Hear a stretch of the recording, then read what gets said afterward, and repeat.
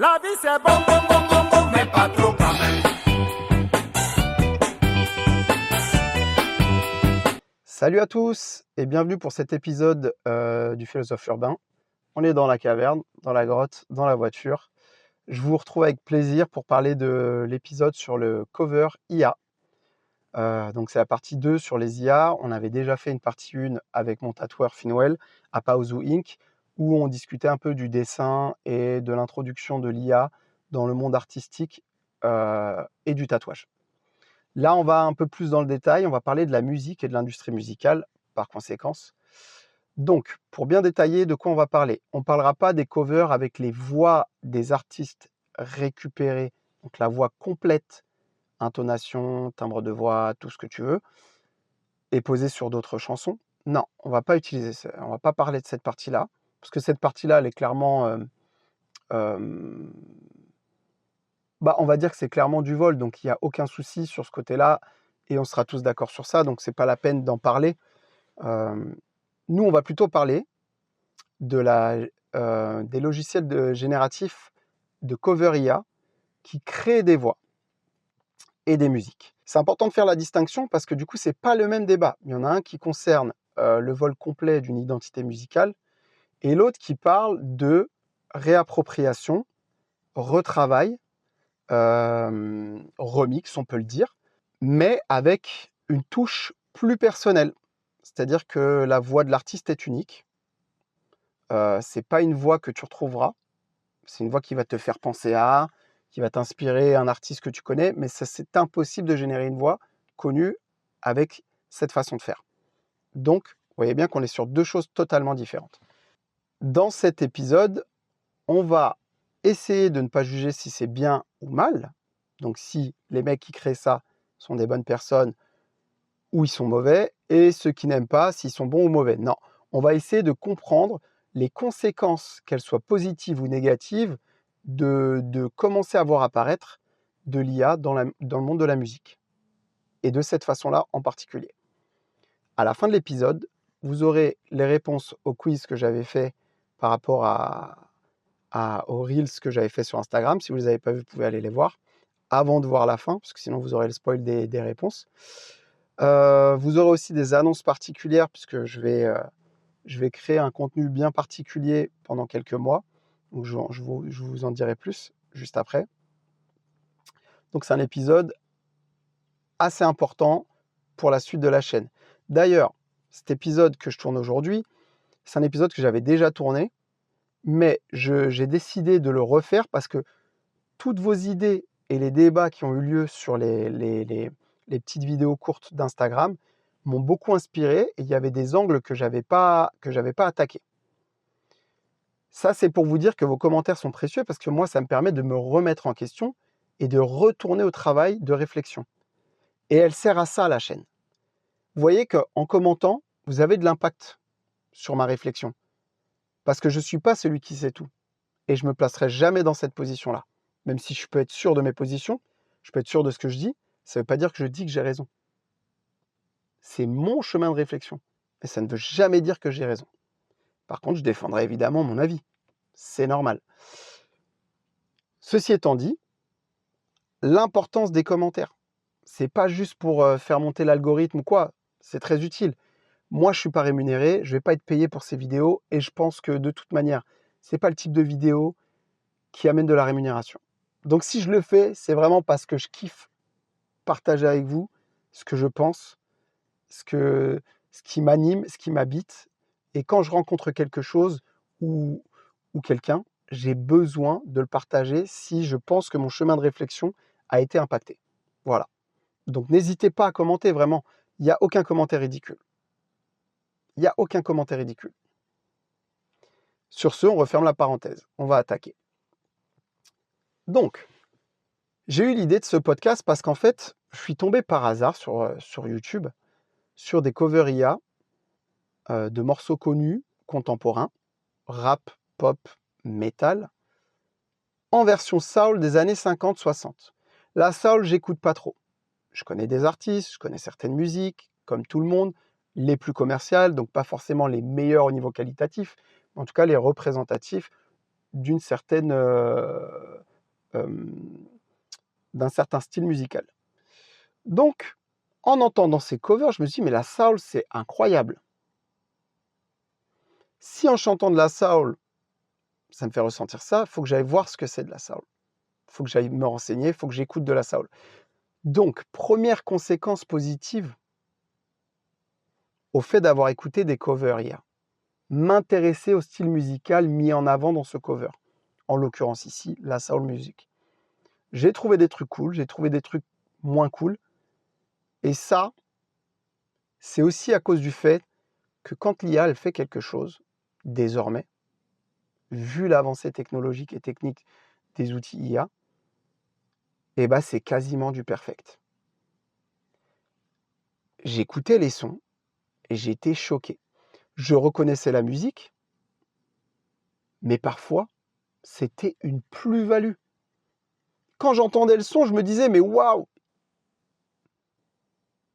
il est aussi important que l'original, pour moi. Parce que je ne suis pas du genre à être dans un dogme musical ou sacrer un artiste et être là. Non, non, moi, je n'ai pas ces problèmes-là. Je n'ai pas ce souci-là d'appartenance, de loyauté artistique, machin. Donc moi, je me suis juste laissé guider par ce que l'IA me proposait et j'ai été subjugué par la perfection de la création musicale de cette machine. Et je dis bien cette machine. Ça peut être une conséquence négative. Parce que l'IA, elle est tellement hoche en ce moment que les artistes peuvent être rétrogradés.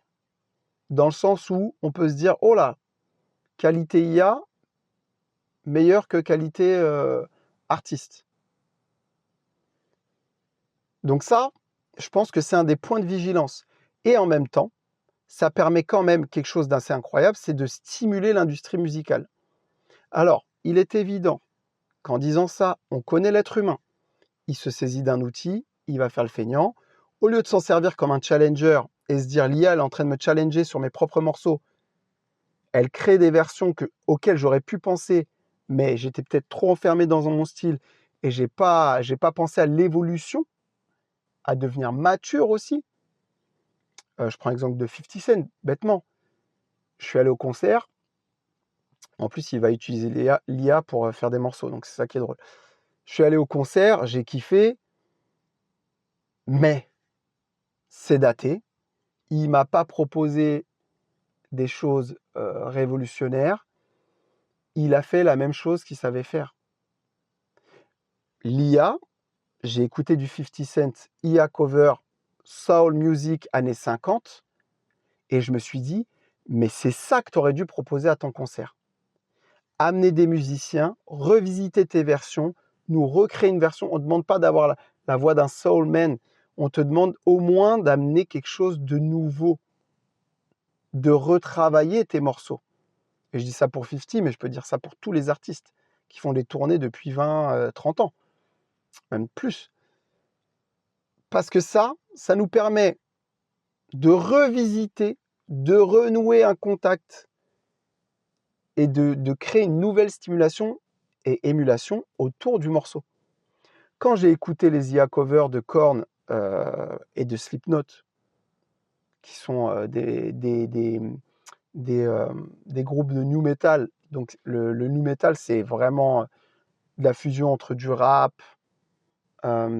des accords de funk avec des très grosses basses, des très grosses lignes de basse, un son un peu de garage, un peu bien dur, du hard rock, et de la voix, soit du scream, soit du rap, soit les deux, soit aussi du chant. Enfin voilà, c'est très emprunt hip-hop, hard rock, funk, mais plus violent, plus impactant. Quand j'ai écouté les soul versions, que sûrement Slipknot n'aurait jamais pensé et Korn non plus, j'étais choqué. Je crois que c'est mes covers préférés vraiment, vraiment, vraiment, parce qu'en fait, ça m'a permis de retourner aux morceaux que j'avais oubliés, de kiffer la nouvelle version, mais de kiffer et de réécouter l'ancienne version. Donc au final, ça m'a fait un rappel que les morceaux existaient. Ça m'a fait un rappel que ces artistes-là avaient créé ces morceaux. Ça m'a pas bloqué et je me suis pas dit: «Ah, j'ai plus envie d'écouter Slipknot». Non, ça m'a dit: «T'entends la version là, elle te rappelle quoi? Réécoute la version de base, elle est incroyable». Les 2 versions sont tout aussi incroyables, mais c'est tellement des styles aux antipodes que en réalité, il y en a pas une qui peut masquer l'autre. C'est pas possible. S'ils avaient créé une version, Slipknot, IA cover, nu metal, revisité, oui, là, il y a concurrence. Mais là, il y a pas de concurrence. On est sur 2 créneaux complètement différents. Ce qui m'amène à une autre chose. Là, on est en train de faire tout un foin sur l'IA et j'ai entendu des gens me dire: «Oui, mais tu te rends compte, c'est du vol, les gens vont s'en servir, pour faire de l'argent». Alors non,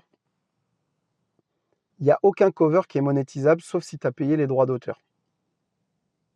Aucun cover que tu entendras sur YouTube n'est monétisable sauf si tu as payé les droits d'auteur.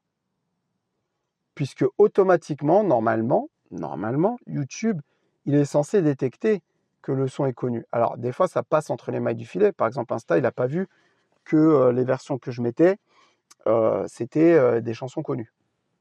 Il n'a pas reconnu. Mais il me semble que YouTube, c'est plus pointu quand même. Et en tout cas, si c'est pas le cas, bah, ça va le devenir évidemment, puisqu'ils voudront récupérer leurs droits d'auteur, ce qui est tout à fait normal. Ceci étant dit, c'est pas monétisable normalement. Donc on part du principe que c'est pas monétisable. Maintenant, quand vous voyez des covers qui sont faites par des humains, est-ce que vous vous posez les mêmes questions? Est-ce que vous vous dites c'est du vol, c'est de la réappropriation, c'est pas normal? Non, vous vous dites c'est du génie. C'est du génie. Alors pourquoi faire la différence entre des gens et l'ordinateur quand il s'agit de cover, quand il s'agit de cover ou de proposition de cover? Ça montre à quel point l'être humain, il est craintif et il est ethnocentré. Il est d'autant plus ethnocentré que j'ai eu des commentaires hyper intéressants sur on m'a parlé d'âme, de l'âme. Et ça, c'est un angle d'attaque que j'avais pas touché la dernière fois que j'avais fait le podcast. L'âme. Alors déjà, définir l'âme, c'est hyper compliqué. Parce qu'apparemment, l'âme, d'après tout le monde, c'est quelque chose qui est intrinsèque à l'être humain. C'est-à-dire qu'il n'y a rien d'autre qui a une âme. D'après notre société occidentale, qui a perdu tout repère naturel, tout repère théologique, à part les 3 grandes religions, voilà, parce qu'apparemment, il n'y a que ça qui compte aussi dans la vie. Donc, nous, occidentaux, qui pensons avoir la vraie parole et les vraies choses, enfin, faire des leçons à tout le monde, nous, on va dire ce que c'est l'âme, alors qu'on est sorti complètement du système de ce que pouvait représenter l'âme. Notre société le montre bien. C'est une déchéance, une décadence, et je parle pas des choses dont tout le monde va parler quand on parle d'échéance et décadence, c'est-à-dire le sexe, machin. Non, moi, je vous parle de plus d'empathie. Tout est argent. Tout est paraître et plus être. Donc ça, pour moi, c'est une société décadente. Ça, c'est une société décadente. Donc cette société décadente qui crée des musiques, qui est à l'image de sa société, donc monétisable, qui ramène de l'argent, qui plaît à tout le monde, ou plutôt qui matrixe les cerveaux des gens pour que ça plaise, et pas l'inverse, c'est cette société-là, industrielle, c'est cette industrie musicale qui va dire aux gens que l'IA cover, il n'y a pas d'âme. Sauf que l'IA cover, quand l'IA elle fait un cover, elle ne pense pas argent. L'IA, quand elle fait un cover, elle suit un script, mais elle va y ajouter tout ce que l'être humain a fait de mieux en termes de musique. En termes de voix, elle va mélanger les plus belles voix. En termes d'instruments, elle va faire les accords parfaits. Elle va essayer de faire le mieux pour que ça plaise aux gens.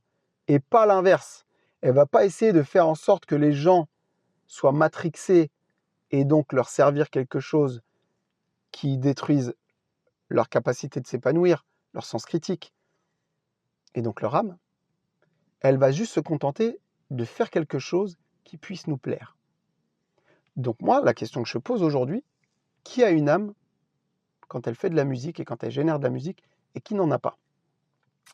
Est-ce que vos artistes qui se foutent de votre gueule, hein, très clairement, en nous faisant des musiques complètement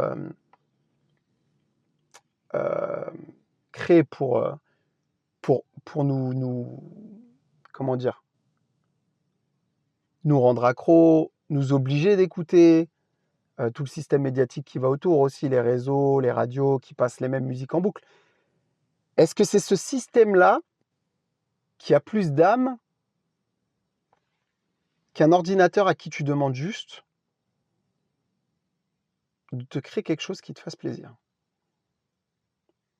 La question, vous me la mettrez en commentaire. Moi, pour moi, mon avis personnel, je pense qu'il y a plus d'âme actuellement dans ce que crée l'IA par rapport à ce qu'elle va chercher comme en termes de musique et de connaissances musicales que les artistes commerciaux qu'on a et toute l'industrie qui va autour. Je parle pas des petits artistes qui essayent de percer en essayant de faire vraiment du mieux qu'ils puissent faire. Et encore, même eux, je pense que malheureusement, pour se conformer à un standard d'écoute, ils sont obligés de passer par des choses qui sont sans âme pour être connus. D'ailleurs, certains d'entre eux passent par des covers pour être connus. Ben l'Oncle Soul, qui a un talent immense, que j'adore, c'est les covers qui l'ont rendu connu. Et d'autres artistes aussi qui pètent grâce à des covers et à qui on ne dit rien du tout, d'ailleurs. Ce qui est étonnant avec cette industrie musicale, c'est que quand les gens lambda, comme toi et moi, on va jouer de la musique, on va faire des karaokés, on fait des covers, sans retravailler le son, vraiment, full cover, et qu'on joue dans des bars, qu'on essaie de se produire, tant qu'on n'est pas connu et qu'on ne génère pas des profits, bizarrement, ils ne viennent pas nous chercher sur les droits, vous avez le droit de faire ci, c'est injuste, c'est du vol. Il n'y a pas de vol là à ce moment-là, parce qu'ils savent qu'on les fait connaître. Dès qu'il va y avoir de l'argent en jeu, et c'est là où je veux en venir, là, il va y avoir problématique. Donc c'est toujours l'argent qui va définir ce qui est problématique ou pas. Donc cette société, vous êtes encore en train d'essayer de me vendre une industrie qui a une âme. Voilà. Mais elle a une âme que quand il y a de l'argent en jeu. Sinon, il n'y a pas d'âme. Voilà. Ça, c'est pas pour moi, c'est pas être sain, ça. Pour moi, c'est pas bon pour l'être humain. Enfin bref. Donc pour moi, l'âme, elle est là où la vibration, le frisson est. Quand j'ai écouté ces sons-là, mais j'étais subjugué. Vraiment. Ça m'a fait du bien parce que j'avais l'impression que pour une fois, on ne me prenait pas pour un con. Parce qu'il n'y avait pas d'intérêt derrière. Et même le gars qui scripte parce qu'il veut être connu, qui veut que sa chaîne soit visible, on s'en fout. Parce qu'au final, l'ordi qu'il a créé la musique, il n'a pas ces velléités-là. Il va te faire un truc, il l'a maximisé aux petits oignons parce que son objectif, c'est que tu sois content. C'est tout. Donc on touche à l'inquiétude de l'industrie musicale par rapport à ce qui est en train de se passer. Et au lieu de se remettre en question et de se dire, tiens, on nous challenge, on nous demande de faire mieux, on nous demande de retourner à de l'artistique plutôt qu'à du conventionnel, de la standardisation. On nous demande de l'originalité, on nous demande de la créativité. Cette industrie, au lieu de se dire ça et d'autoriser, elle va interdire et se réapproprier. C'est-à-dire que désormais, les mêmes producteurs qui se chiaient dessus en disant « oui, l'IA c'est un scandale et tout », ils vont réutiliser l'IA pour créer des nouveaux morceaux. La même industrie musicale qui va mettre des pressions à tout le monde pour pas que l'IA passe. Et d'ailleurs, Shadowban, au niveau de ces vidéos-là sur mes chaînes, alors j'ai pas un compte, le philosophe urbain, c'est un tout petit compte.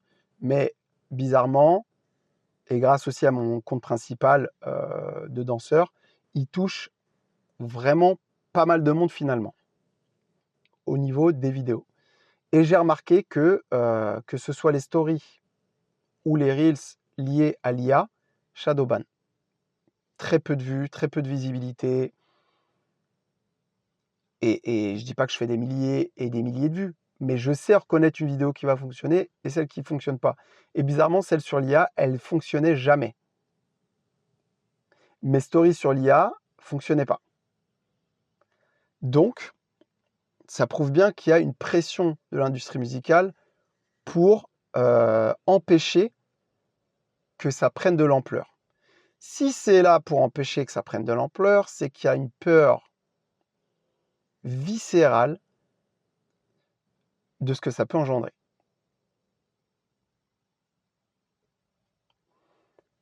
On va voir ce que ça va créer comme loi, comme interdiction, parce que ça va passer par là d'abord.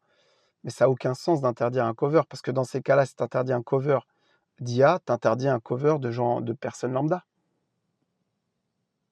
Et donc ça veut dire quoi? Ça veut dire que tout le monde va être interdit de se réapproprier une musique? Oui, parce que ça aussi, c'était un argument intéressant. On m'avait dit que on n'avait pas le droit de se réapproprier les musiques des artistes. Excuse-moi, un artiste, il est très bien payé. On parle encore des artistes commerciaux sur qui on fait des covers. On ne parle pas du petit gars qui est en train de créer son groupe, qui fait de la musique et qui lui aura pas de cover. Peut-être jamais de sa vie, il se sera fait cover par quelqu'un parce qu'il sera jamais connu. On parle des plus grosses industries musicales. Donc, ils disent c'est de l'appropriation, c'est du vol. Bah donc dans ces cas-là, on le fait tous tout le temps. Excuse-nous, on paye Spotify, on paye des plateformes, on paye tes places de concert à un prix exorbitant désormais. Peut-être même qu'on t'achète des CD et des vinyles. On a quand même le droit, un minimum sur ton œuvre, de pouvoir la rechanter sans forcément faire de l'argent avec, tout à fait. Mais au moins pour montrer notre talent, se faire connaître, si tu peux être un tremplin pour les autres. D'autant plus que ça te ramène quand même du public, puisqu'au final, on permet à ton son de continuer à être joué. Et nous, on n'est pas payé pour ça. On permet à ton son de continuer à créer de la nostalgie et de dire aux gens « Ah, vous aurez rappelé, putain, ce son, il était trop bien. » Donc, excusez-moi, c'est un juste retour des choses. Parce qu'au final, vu que c'est pas monétisable, ça va quand même finir chez vous. Parce que quand les gens ils vont kiffer ce qu'ils ont entendu et qu'ils vont réécouter l'original, ça vous fera une lecture de plus sur Spotify, Deezer, etc. S'ils vont se choper l'album parce que ça fait longtemps qu'ils n'avaient pas écouté ce son-là et que ça leur rappelle leur jeunesse et qu'ils vont vous acheter le CD, ça vous fera un CD en plus de vendu. Donc, arrêtez ça. Arrêtez. Là, vous êtes en train de paniquer. Pourquoi? Parce que vous n'avez pas de créativité, vous n'avez plus d'inspi. Bah, aidez-vous de l'IA pour vous inspirer de nouvelles choses. Retravaillez votre son, retravaillez votre musique. Il y a un gars sur Insta, il l'a pris exactement de cette façon-là. Il a dit « Wow, les covers que j'ai entendus des artistes sous version soul, etc., ça m'a donné envie de refaire des covers et moi, je suis capable de faire mieux. » Et le gars, il a fait un cover soul lui-même. L'IA l'a challengé, lui a inspiré l'idée et il y est allé. Donc, c'est bien qu'il y a un potentiel de stimulation.